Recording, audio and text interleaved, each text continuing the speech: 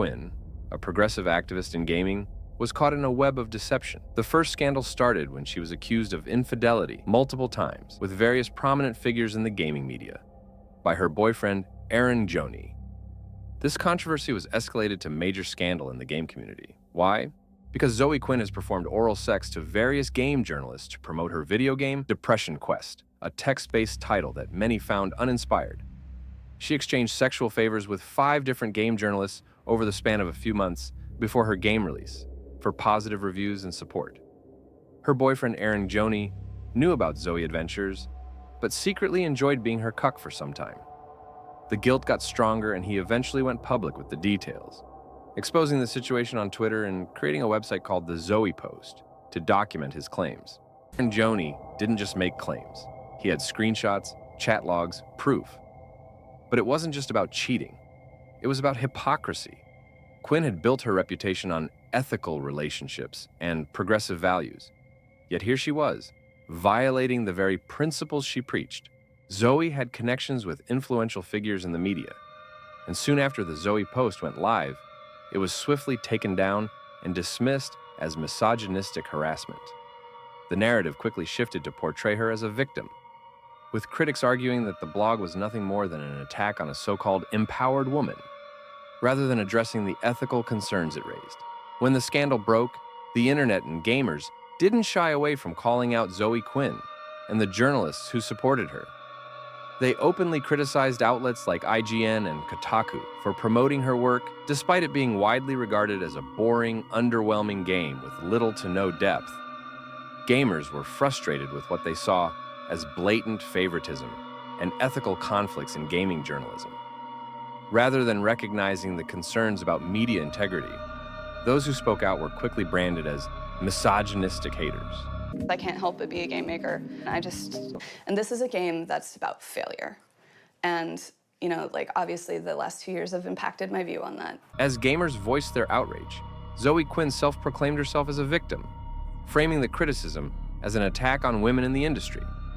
Mainstream gaming media, eager to defend her, joined the chorus, accusing gamers of harassment and sexism, simply for calling out what they saw as an issue of media bias and corruption. Instead of addressing the ethical questions, these outlets doubled down, shifting the focus onto blaming the gamers for being hateful, while simultaneously elevating Zoe as the poster child for victimhood. So why is all of this important? Well, the truth about what was happening didn't fully come to light until game developers and journalists started openly mocking players who didn't want to accept the new future of gaming. These players were called out for not embracing a direction led by feminist ideologies, and for not falling in line with the early valid concerns. The media and developers began attacking fans for resisting the change. Gamers were criticized for not welcoming the shift toward more politically correct narratives in their favorite games. This often involved the emasculation or outright removal of traditional male characters in favor of girl bosses and strong female leads.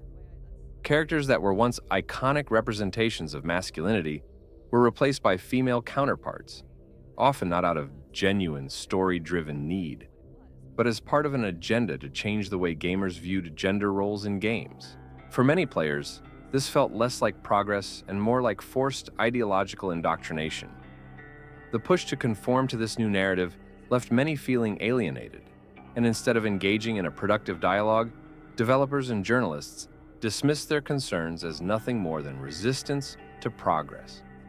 This deepened the divide and ignited a cultural clash within the gaming community, as it became clear that players were no longer in control of the medium they loved. It was no longer just about playing games. It was about who controlled the future of gaming and what ideologies would shape it. In response to the growing backlash, gamers rallied together to form a movement called Gamergate. It was a predominantly male-led campaign with a singular goal: to fight for the integrity of video games and push back against what they saw as corruption in the gaming media. They wanted to make gaming great again, preserving the values they felt were being lost to political agendas and media bias. Coincidentally, this movement emerged during the 2014 US presidential election campaign, as Donald Trump began to gain momentum. The timing was not lost on many, with some seeing parallels between Gamergate's push to take back control of gaming and Trump's own slogan of "Make America Great Again." While the two movements weren't directly connected, the political climate of the time helped fuel the fire, as both were fighting against what they saw as an elite establishment, eager to silence their voices. As the controversy unfolded, Gamergate became more than just a criticism of gaming media. It became a symbol of resistance against perceived censorship and the political agendas infiltrating gaming culture. Gamergate stood for what many believed was the right for male gamers to enjoy their video games without feminist ideologies corrupting them with what they saw as propaganda. Gamers were frustrated with how they felt the industry was being taken over by political agendas, pushing narratives that didn't reflect their interests or desires. For this, they were labeled as an harassment campaign against women. But was it really about harassment, or was it about defending a passion for gaming? The Gamergate campaign was successful because it exposed the deep, often incestuous relationships between the game press and major game sites. These outlets were promoting each other and collaborating to generate profits at the expense of the very community they claimed to serve. It was revealed that behind closed doors, journalists and developers were shaping the narratives of the gaming world together, prioritizing financial gain over honest criticism or community input. This regressive way of thinking had been slowly spreading for years, with feminist voices in gaming increasingly casting themselves as victims. The mainstream gaming press turned a blind eye to the concerns of gamers, labeling them as sexist or hostile for questioning the shift toward female-led games and the influx of DEI, diversity, equity, and inclusion propaganda. Instead of recognizing these critiques as valid, the media framed the situation as a battle for inclusivity, even as the broader gaming community felt alienated by what seemed like an agenda-driven push for change. This dynamic only fueled the fire, making Gamergate not just a reaction to gaming media, but a revolt against a larger cultural shift that many gamers felt was being forced upon them. At the time, the Gamergate movement wasn't fully aware of the broader feminist influence that would soon take over the gaming industry. The movement was chaotic, disorganized, and under constant attack from all sides. What they understood and rallied around was the corruption of gaming journalism, how the press was compromising its integrity by promoting biased narratives and personal agendas, rather than holding developers and publishers accountable. Gamergate quickly became a heavily censored movement. As the scandal escalated, it reached exponential levels. Gamers weren't going to back down or let the industry's corruption slide, and that's when the powers began to intervene. The government stepped in, using its influence to block and ban websites, altering the narrative to paint Gamergate as nothing more than an harassment campaign against women. The Zoe Post blog, which had exposed Quinn's actions, was taken down, and Zoe herself was transformed into an icon of victimhood and a fighter for women's rights in gaming. Despite the movement's original focus on media corruption, not gender, just when it seemed like the Gamergate saga had finally quieted down, it was reignited by a tragic event. Zoe Quinn, the feminist game developer at the center of the original scandal, made a Me Too accusation against her former boyfriend, Alec Holoka. A composer, developer, and co-creator of the beloved indie game Night in the Woods, was accused of physical and emotional abuse. The backlash was swift. Within days, the Night in the Woods team severed ties with him, citing the allegations as extremely plausible and supported by corroborated sources. However, just days after these accusations, Holoka tragically took his own life. What followed was a complicated and heartbreaking situation. Holoka was later posthumously cleared of the allegations, as investigations and accounts from colleagues painted a different picture of the man and his actions. His tragic death became another point of contention in the ongoing Gamergate saga. For some, it seemed to validate their fears of a culture that could be quick to destroy reputations based on allegations alone. For others, it served to further the narrative of Quinn as a victim, caught in a world where her accusers were often seen as either guilty or irrelevant. In an August 28 statement, Quinn claims to have been physically confined to Holoka's unit, as well as isolated from the outside world.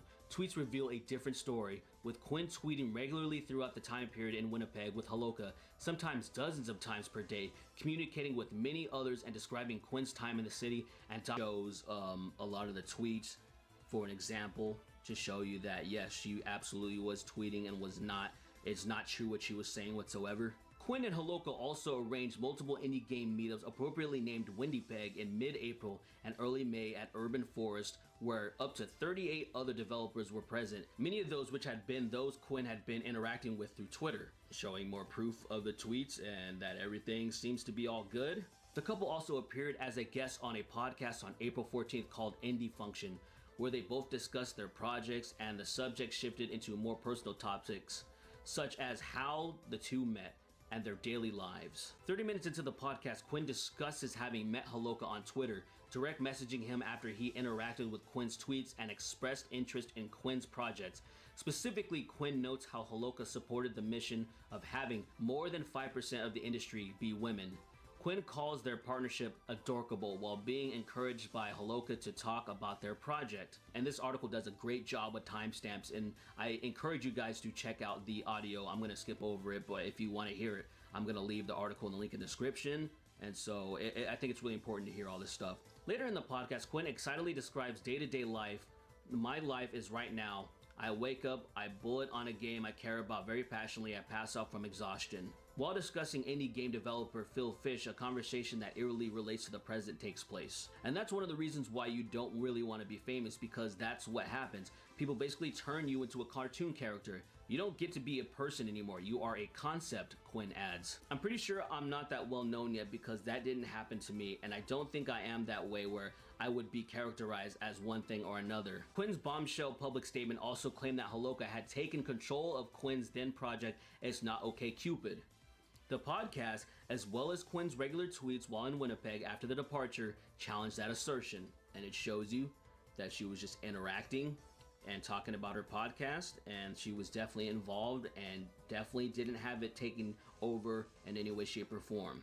Dozens of tweets in the post-millennials' possession demonstrate Quinn was routinely editing, contributing, and designing the planned game, sometimes with the suggestion of Holoka provided an inspiration or even encouragement.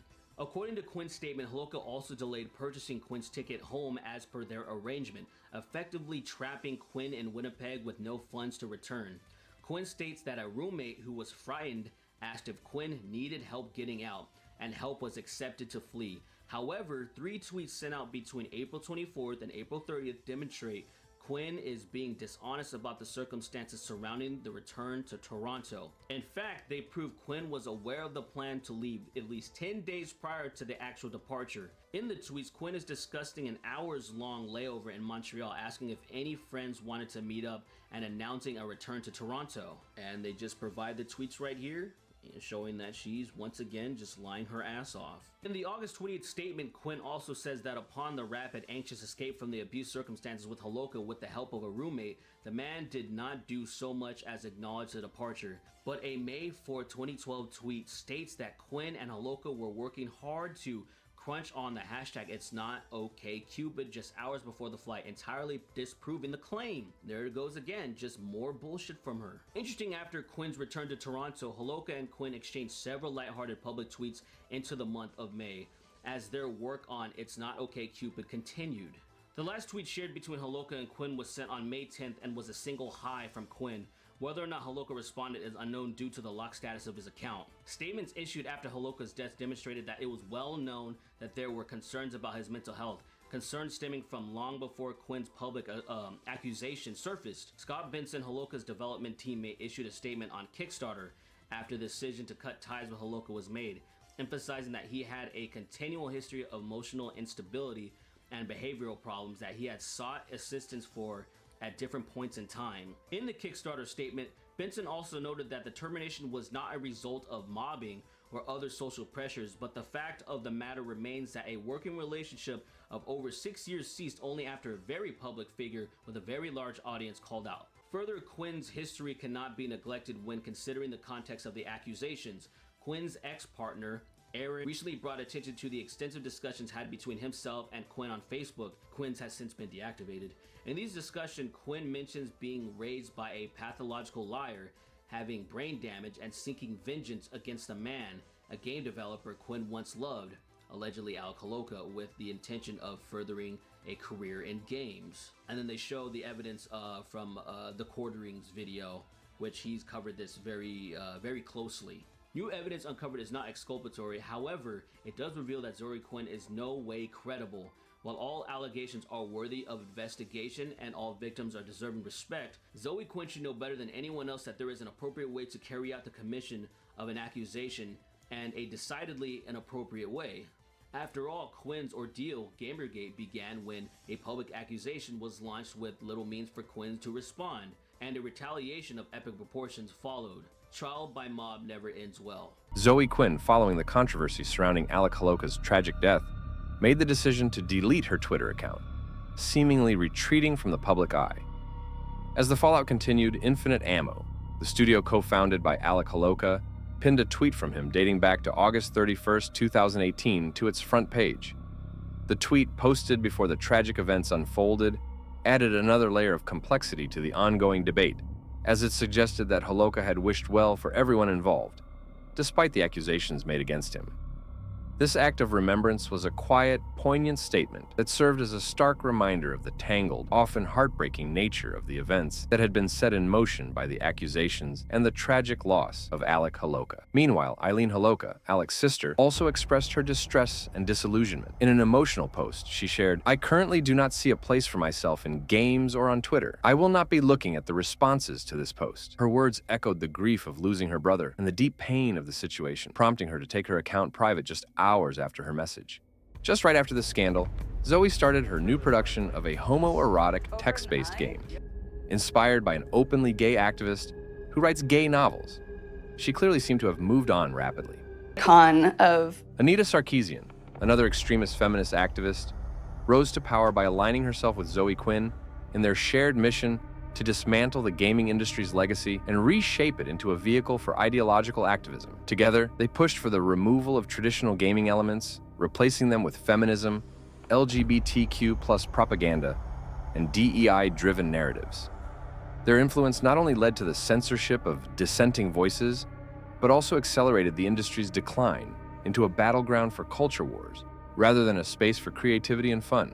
For many culture journalists and political commentators, the attacks on Zoe Quinn and Anita Sarkeesian seemed like the perfect storm of gamer misogyny. On August 28, 2014, a wave of articles flooded the internet, both from geek culture websites and mainstream publications, accusing gamer culture of being a toxic cesspool of entitled, socially inept, woman-hating men. These articles proclaimed the death of gamers as an identity, suggesting that the old, male-dominated gaming community was on its last legs, soon to be replaced by a more inclusive, progressive future.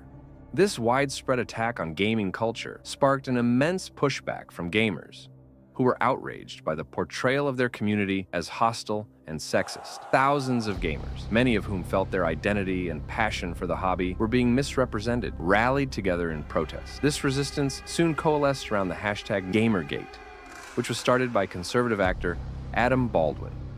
The movement, initially framed as a stand against media corruption and biased journalism, quickly gained traction, becoming a full-scale revolt against the mainstream media's portrayal of gamers and the growing influence of progressive ideologies in the gaming world. What followed was a battle for the future of gaming, a clash between those who wanted to preserve the traditional gamer identity and those advocating for an industry more aligned with feminist and social justice values.